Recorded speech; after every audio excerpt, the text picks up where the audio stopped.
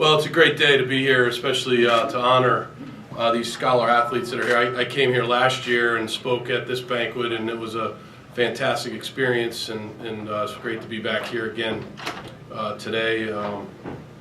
Our offensive line coach is here, Matt McWhorter, with Matt Stankiewicz and his family, so that'll be good to see them. And we also have 3 run-on players that are in the award winners today that will be on our campus in June. So it's a great day, and I guess I'll open it up for questions. Bill, you start spring practice tomorrow. I wonder how much you kind of took out of last year's, that being your first year as a head coach going through spring practice. What did you learn, and are there changes you might make this year going through it? Sure, yeah, we definitely learned a lot. We know a lot more about these guys than we did last year at this time. There's no question about it. We actually, last year going into spring, we felt like we were going to really have to learn about these guys during those 15 practices. So we feel good about what our thoughts are on these guys that we're coaching, and every year is going to be different. We'll have a brand new quarterback this year, whoever that is. We've got, we feel like a very strong tight end position on offense, and our 3 running backs that we think are going to be very competitive. And so offensively, obviously with the receiver position, the Allen back, every year is going to be different. And then defensively, feel really good about our young talent on defense. And John's done a great job. John Butler's done a great job of hitting the ground running, and it's going to be a very aggressive defense with maybe the same foundation that we had last year, but John's own touch on it. So it'll be a fun spring. We're looking forward to getting back out on the field, I can tell you that. Gennaro?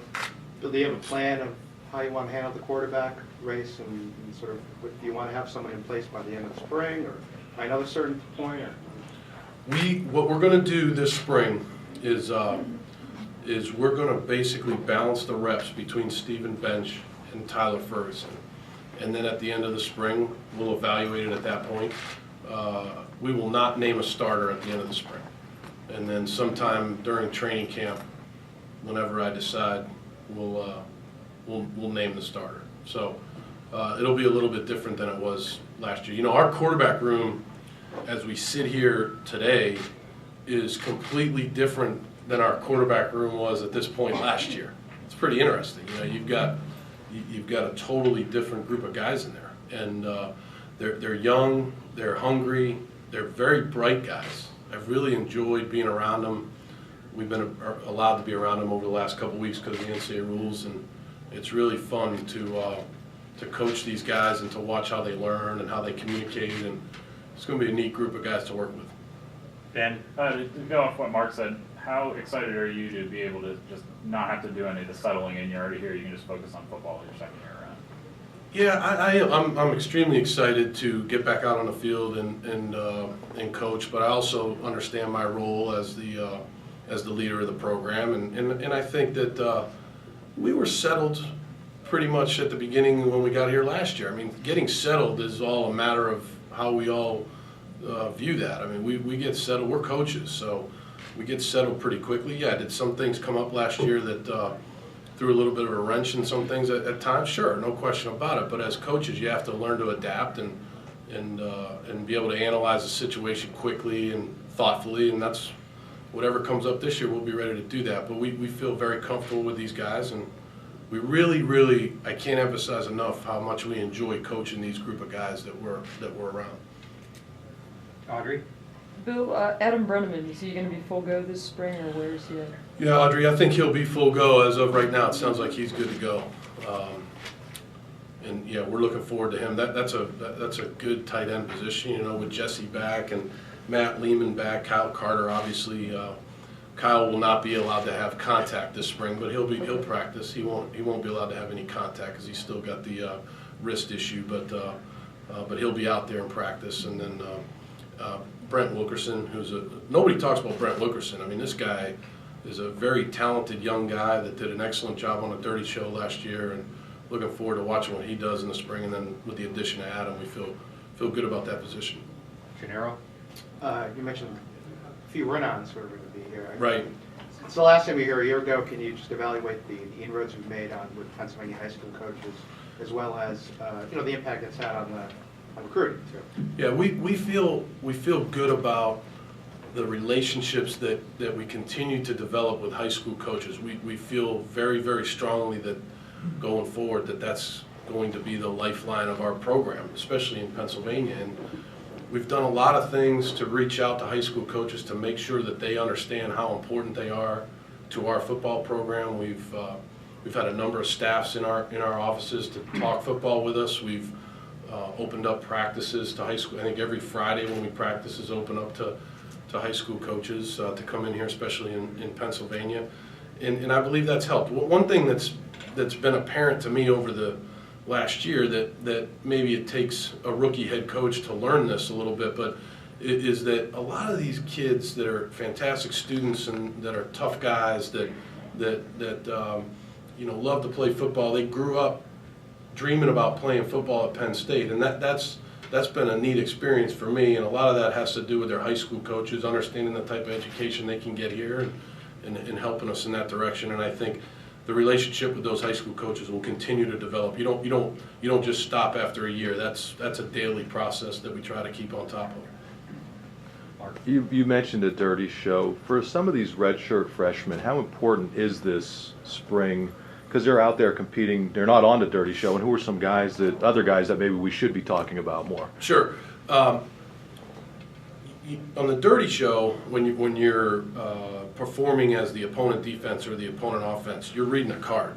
So the graduate assistant stands in front of the huddle and shows you a card, and you go out and you do exactly what the card says. And that's exactly the opposite of what you're doing as a player now in the scheme. You're having to go out there, learn the plays, understand the language of the plays, and then go perform what we're asking you to do. So it'll be very, very interesting to see a lot of these guys. We did some things later in the year that I thought will really help these guys, where we would scrimmage a lot of those guys, those redshirt guys that either they were being redshirted or they weren't playing a lot on Saturdays. We had a couple scrimmages with those guys, and that was good. We'd have a 100-play scrimmage to see how these guys performed in that. So there's a lot of, I don't want to get into individual names. I think there's a lot of guys on both sides of the ball that we're excited about, that we think have the potential to be very good players, and looking forward to getting out there and watching them practice starting tomorrow. Even though it's early, have you seen any leaders emerge to fill the shoes of last year's senior class? Every year's different. Yeah, we sure have. I mean, we can't. We have to. This off season's been tough personally, just because everything that you go to, and rightfully so, because last year was a very rewarding year, especially for Penn State and for all of us involved. But as soon as that Wisconsin game was over, in the football building, we moved forward to 2013, and we will always remember those 31 seniors, and no question about that. But this year is a totally different team than last year. Certainly there are some guys that played a lot of football for us last year that are coming back. John Urschel, Glenn Carson, Mike Hull, DeQuan Jones. You go to the offensive side of the ball and you think about Kyle Carter and Jesse James and Matt Lehman, and then Zach Zwinak and those type of guys. So Allen Robinson. I mean, obviously those guys are going to be leaders of this football team, and so there's a lot of kids there that will fill that role. But I would rather not compare it to last year. I think every year is very different. With 15 days, how do you balance overloading the guys with information, in such a short amount of time as coaches, because you really don't have a ton of time? I was wondering how you balance. Yeah, that's an interesting question that I always think about. That's a great question. What's interesting about that is, as you meet with these guys, NCAA rules allow us to we started meeting with these guys for last week and the week before, and this is where the intelligence of the majority of these players comes in.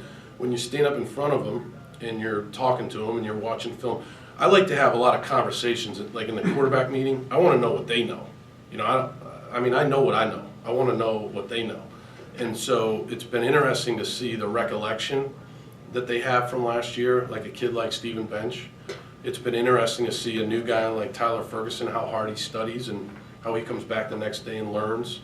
And then when you look at our veteran players, meaning the guys that played a lot for us last year, I'm anticipating those guys hitting the ground running tomorrow, not kind of looking to the right and to the left, where to go to line up, how we huddle, how we practice. We think 1 year in the program has really helped us in that regard. So, but you still have to be careful with overloading them, but we'll watch that as we move forward.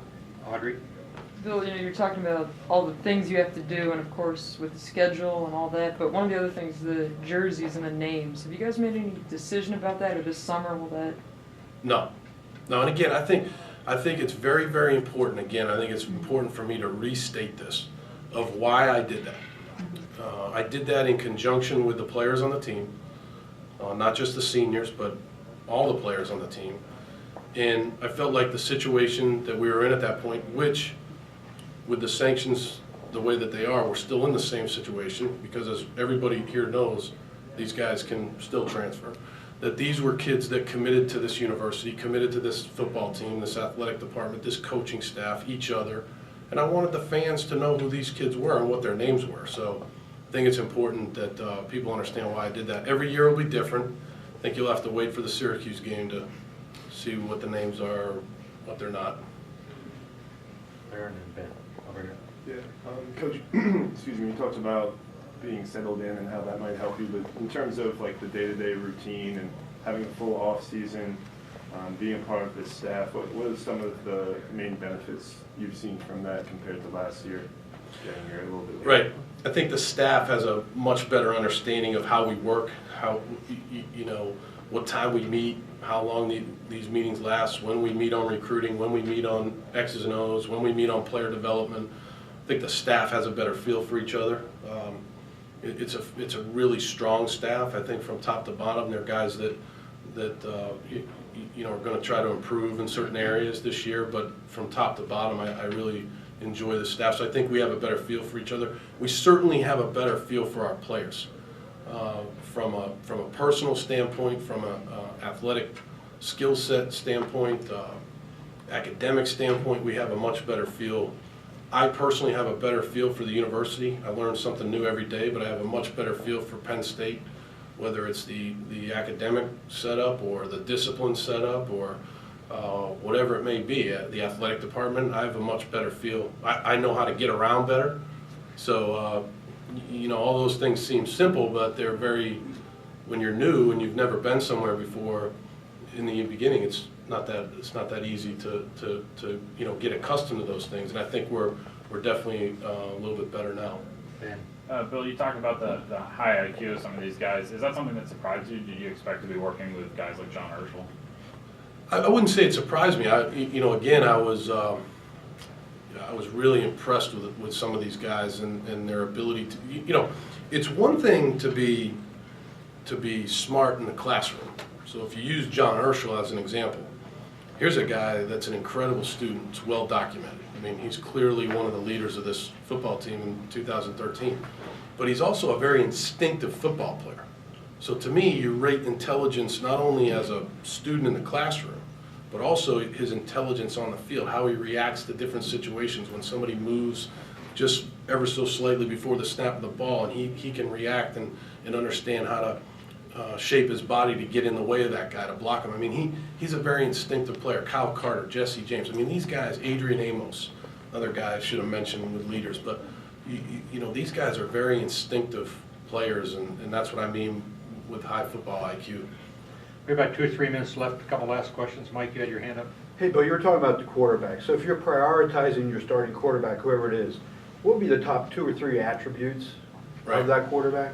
Right. Number one is he has to have a very, very good grasp of the offense.